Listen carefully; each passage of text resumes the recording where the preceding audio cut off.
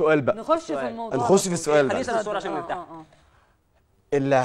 اللعيبه لما بتقعد مع المسؤولين الاهلي ما بتجددش ليه؟ جاوب يا ايشو عشان احنا عشان هو مفيش ديدلاين، أيوة. ليه؟ ان هو لازم انا ارضي الاستاذ ملاك يعني تمام بيجي دونجا، معلش ما اعرفش اسمك ايه الكامل يعني، تمام.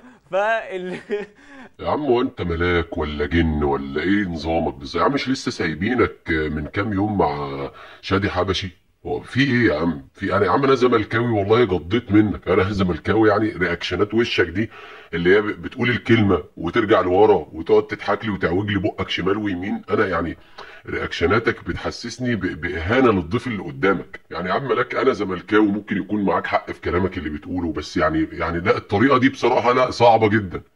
ايه اللي ارجع لورا واقعد ابص كل شويه اقعد اضحك ليه يعني؟ ايه ده؟ ايه يا عم؟ وبعدين يا عم نشوف خيبتنا، يا عم نشوف خيبتنا. تمام.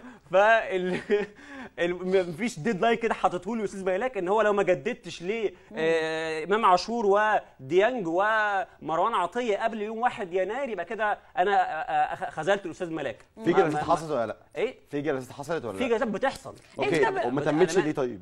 عادي، هو بيحصل في الدنيا كلها. مش الاسعار معقوله في النادي الاهلي والاهلي عنده سقف؟ يبقى عادي جدا والله يا جماعه ده سقف المرتبات بتاعي. ممكن اسالك سؤال؟ في فرق بتقعد تجدد سؤال انا جاي اتسال، سؤال هنختم بيه. عادي انا مش جاي جاي اتسال، مش لا جاي اتسال طبعا، جاي تتسال. طب الحمد لله ان احنا طبعا عرفنا كده واحنا بنختم الحلقه. أكيد. انا عايزك تفسر لي رحيل معظم اللعيبه من الزمالك واختيارهم الاهلي. عظيم. ده بناء يعني عشان ده عنده مشاكل في اوضه اللبس. ده سؤال عظيم. عشان ايه؟ عظيم. عشان نريحه، بقول لك سؤال عنده مشاكل عظيم. في اوضه اللبس. سؤال عظيم محتاج ان انا ارد عليه. مش طيب. محتاج انك تسال لا سؤال عليه. مش هوجه لك ولا اوجه لك اي كلام، اتفضل. انا بس هرد على السؤال. تمام. اوكي.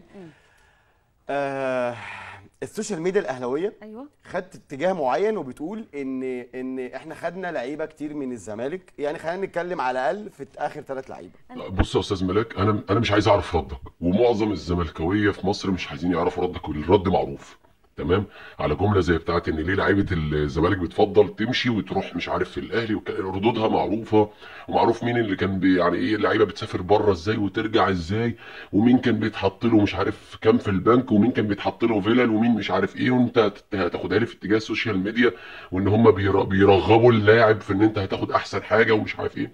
انا والله من غير ما اسمعك انا عارف ممكن ردك يروح في اتجاه ايه، بس يعني حتى يا اخي استقبالك للسؤال بتاع المذيعه يعني طريقه بصراحه صعبه، طريقه صعبه جدا.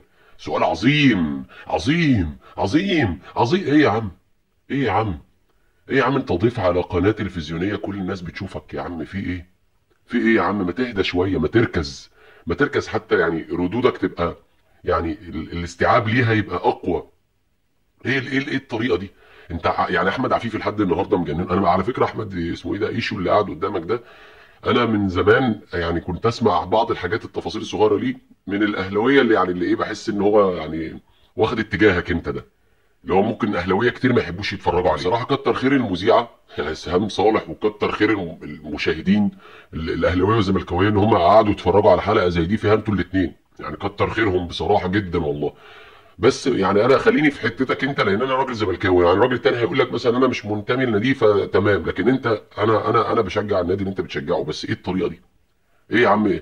عظيم عظيم عظيم. وتسال السؤال وتقعد تضحك على فكره مش من شام الكرام السخريه الطريقه دي، مش حاجه حلوه، مش حاجه حلوه. حتى لو انا زملكاوي مش هستوعب ولا هتبسط باللي انت بتعمله ده. احمد عفيفي قاعد مجننهم لحد النهارده عشان اسلوبه مهذب، كلامه مترتب، فيه لباقه، فيه طريقه كلام فيها جزء كبير من الوعي والثقافه. ايه يا عم؟ يعني ايه اللي كل شويه تريقه وهزار والسخريه وضحك ليه؟ يعني ليه حضرتك؟ مع احترامي ليك جدا بحترمك جدا وبحترم اي زملكاوي اهلاوي في الدنيا، بس الفكره اي انسان عموما ليه احترامه، بس الفكره يعني عايز توصل فكرتك وصلها بطريقه مهذبه، وصلها بطريقه كويسه. ايه الداعي ان انا اقعد اضحك واخد الكلام في اتجاه ضحك حتى وانا بوجه سؤال او انا بستقبله يا عم؟ وبعدين احنا يعني ما تزعلش مين، احنا في ايام ظروفنا صعبه جدا، ظروفنا صعبه جدا. احنا بدل ما نطلع نقعد نوجه لوم وعتاب وانتقادات ونتريق ونهزر ونضحك، بص النهارده اللي بيقول لك خزيتك ما فيهاش غير 15000 جنيه دي، احنا عايزين نبص لنفسنا، نفوق ما نبقاش راكبين الدوري من اوله. ونيجي دلوقتي نبص الاهلي اللي كنا بنقول 15 وهيفنش 16، نبص نلاقيه النهارده خلاص بيعدينا. انت فاهم قصدي؟ مش الافضل ان احنا نركن التفاهات، الحاجات اللي قتلت بحثا وردود الغريبه دي على جنب، وننتبه بقى لدنيتنا، نشوف احنا مين عندنا عايز يجدد، مين عندنا عنده مشاكل ماديه، مين عندنا مش عارف ايه. مش ده الافضل؟ مش نسيبك على القناه دي، نبص ليك على القناه دي عمال ترمي قصف جبهات وتلقح مش عارف على ايه، ونضحك هنا ورياكشنات هنا ونطلع ترند هنا. يعني مع احترامي الشديد ليك جدا، نهدى شويه يا عم ملاك بقى، نهدى شويه، يعني نوزن كلامنا ونعقل كلامنا شويه ونبص للمحنه اللي احنا فيها. يا ريت. انا بحترمك جدا وانت عليه يطلع منها كتير جدا حلو، مفترض ومفروض ان احنا نستفيد منك باكبر قدر ممكن، انك تطلع ثقافتك ووعيك بطريقه افضل من كده شويه. وانا ما اقصدش اي اساءه ليك، بالعكس انت فوق دماغي من فوق، وانا كلامي كله ما فيهوش اي اهانه ولا اي حاجه.